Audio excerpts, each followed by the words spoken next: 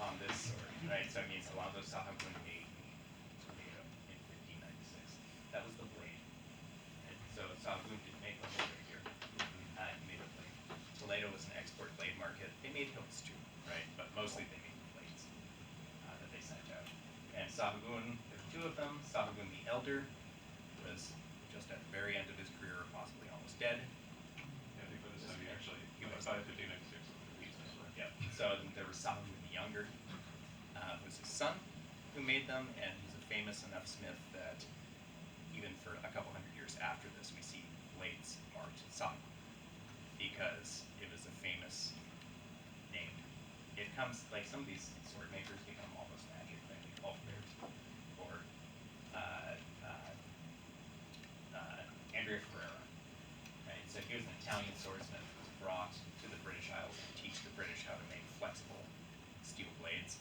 And so for like 200 years after he lived there, good Scottish broadswords said Ferrera on them. It was like the real McCoy, right? That's a Ferrera. That means it's a nice sword. Okay, sure. It was re-hilted. This hilt is probably, I think, like 40, 50 years later. Right, yeah. And it's a beautiful hilt. It's gorgeous. There's remnant gilding on the pommel on this. The wood is original, but it's super solid. It's okay, you can hold it. It used to be wire wrapped. You can see the holes in the wood where the wire, like on this one, was wrapped around it and inserted into the grip. This ring, right, this top ring, is an evolution of the function of this ring. And it's a further development of the building of the protection of the hand into the sword, which allowed rapier fencing to develop. Right? If you fight with a one-handed sword and you hold it out like this at your opponent, and it is an arming sword, you are going to get your hand cut off. Right? And this is standard rapier practice, right? You're trying to extend and protect your hand and your whole body. Right? If I hold this out and I point it at you, look at how much of my body geometrically is hidden behind this guard. Right? So my face is protected by this guard. Right? If you're thrusting at me, I can get here. I can hide behind this little guard because it's a triangle that's coming out from the point. So it's a really interesting evolution of technology there. This rapier is chonk. It's a totally different sword fighting tradition. Right? We might argue that it's a side sword instead of a rapier. Those weren't distinctions that they made. Right? So a rapier is in the spot Ropero. Robert. Right? So it's a dressing sword.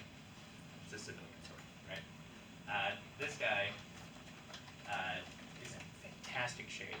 I wanted to mostly bring this so that you could feel some of the variation in the weight and function and movement of these swords, and think about the different manuscripts and which swords are illustrated in them. It's called a crab hilt rapier. Looks like crab claws.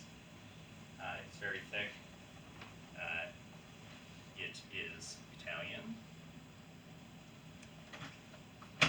This is a gigantic rapier that is a little bit later than those two, right? So, say like early 17th century. Yeah. At the point of the first one, like Yeah. the prototype or to the next one you show. Yeah. What are these like Sahagún el Viejo, Sahagún el Joven?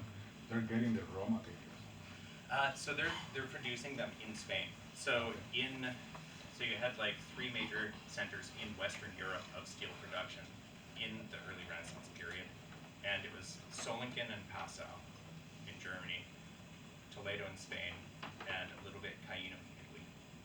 And we can track all that. We can track it. Oh, Yep. that's nice. Yep. And there are marks from those places, and there are all kinds of records of like the Duke needs 15 sword blades of this type, 3 of this type, and 1 for himself. Procure me this Procure much, me these, this and this. and like in Solingen, they make the blades, they put them in a barrel, bare blades, pack them with grease, and ship them to England. And then the local cutters there would construct those blades into swords, which really allows you to control the dynamics of these things, right? They'd be probably welding on the tang, drawing out the tang, or cutting it off to make it the length that they wanted to make it perform the way they wanted it to. So this guy is, this one's the German one. Yeah, this one is German. It is super long and it is later. If you're a rapier fencer, hold each of these swords in whatever your preferred guard is, right? You can gently move. What's the overall weight? Sorry. What's the, what's the name? Overall weight. The thing. overall weight, this The whole sword thing. weighs a touch over 3 pounds. Oh, nice. Right? Good. It's big. Yep. Do keep the point over the table. Yeah. Yeah. So we're fine with you holding the swords, but Keep the point of the pistol. Yep. A parrying dagger. Notice that it's not really huge, right? Because they weren't very giant specimens. one note about these centers of manufacture for blades. This is consistent, like from here on down. Yeah. So for a period of like 600 years, like Yeah. up until the middle of the 19th century, these are still the primary centers of blade production. Okay. Additional ones will develop, but they were like an important target of military conquest, especially like I nerd out about the French Revolutionary Wars and the Napoleonic Wars, and thinking about the French Empire expanding, you see them immediately start incorporating the blade manufacturing from these newly conquered, like very long and storied traditional blade making centers to arm the largest armies that like Europe had ever seen. Oh, totally. Because you need really good blade makers. Yeah. And that is a perfect transition to this sword. Yeah. This is a hunting hanger, right? So if you're playing Kingdom Come Deliverance 2, this is a hunting sword. It's German. When you look at it, it says Henkel's on it, right? If you're a cook and you have chef's knives, Henkel's is a German maker. This is the best chef knives on the world. It's from the same place. It's where this tradition continues. So exactly the same kind of trajectory. This thing, when you hold it, it really locks your thumb in. It's beautiful. The grip is antler, and blade has multiple fullers all down it. These fullers are decorative, right? So some fullers, right, are due to construction. Other fullers, we say they reduce weight or something. They do a little bit sometimes, but mostly they're decorative. And it takes a lot of work to make these fullers so it's bling, right? Like Cinquedeas.